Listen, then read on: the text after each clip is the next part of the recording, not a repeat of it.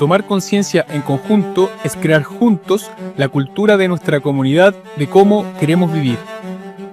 Si hacemos desaparecer los problemas de la construcción en la que vivimos, podemos desplegar las mejores cosas de nuestra vida, compartir con nuestra familia, con nuestros vecinos, estudiar, trabajar o divertirnos.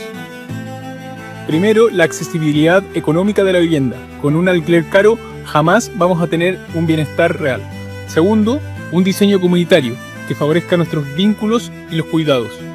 Y tercero, la belleza. Habitar un lugar bello es inspirador y enaltece nuestro corazón y nuestra mente.